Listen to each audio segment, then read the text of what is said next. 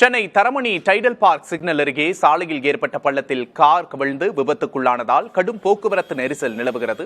கூடுதல் தகவல்களை செய்தியாளர் சாந்தகுமாரிடம் கேட்கலாம். சாந்தகுமார், எவ்வளவு நேரமாக இந்த போக்குவரத்து நெரிசல் நீடிக்கிறது?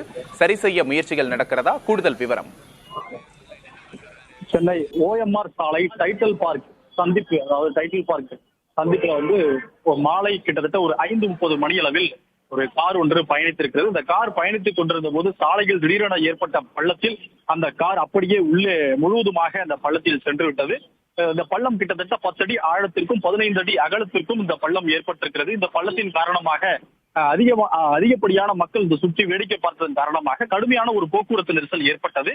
SRP டூல்ஸ் முதல் கிட்டத்தட்ட OMR சாலை டைடல் பார்க் சந்திப்பை தாண்டி இருக்கக்கூடிய பகுதியில், அதாவது டைடல் பார்க் சந்திப்பிலிருந்து திருவான்மியூர் செல்லக்கூடிய பகுதியில் தான் இந்த கார் வளைந்திருக்கிறது. அப்பொழுதுதான் இந்த பள்ளம் ஏற்பட்டு இந்த கார் இந்த விபத்தில் சிக்கியிருக்கிறது. காரில் 5 பேர் பயணித்திருக்கிறார்கள்.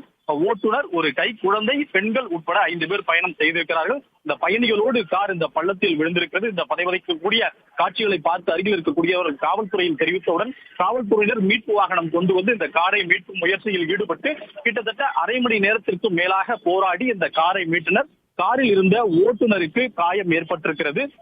மற்றவர்களையும் மருத்துவமனைக்கு அழைத்து சென்றிருக்கிறார்கள். அவர்களுக்கு சிகிச்சை அளிக்கப்பட்டு வருகிறது. தற்பொழுது இந்த பள்ளத்தை சுற்றிலும் வேறு யாருக்கும் பாதிப்புகள் ஏற்படக்கூடாது என்பதற்காக சுற்றிலும் தடுப்புகள் ஏற்படுத்தப்பட்டு காவல்துறை இந்த பகுதி முழுவதும் கட்டுப்பாட்டில் எடுத்து பொதுமக்கள் கிட்டே வராதவாறு நடவடிக்கைகளை மேற்கொண்டு வருகின்றனர். தற்பொழுது வரை போக்குவரத்து நெரிசல் குறையவில்லை. கடுமையான போக்குவரத்து நெரிசல் ஏற்பட்டிருக்கிறது. கிட்டத்தட்ட 5 கிலோமீட்டர் தூரத்திற்குமான நெரிசல் ஏற்பட்டிருக்கிறது. காவல்துறையினர் போக்குவரத்தினை சரி செய்யும் பணியில் ஈடுபட்டிருக்கிறார்கள். மேலும் இந்த விபத்துக்கான விசாரணையும் துவங்கி இருக்கிறார்கள்.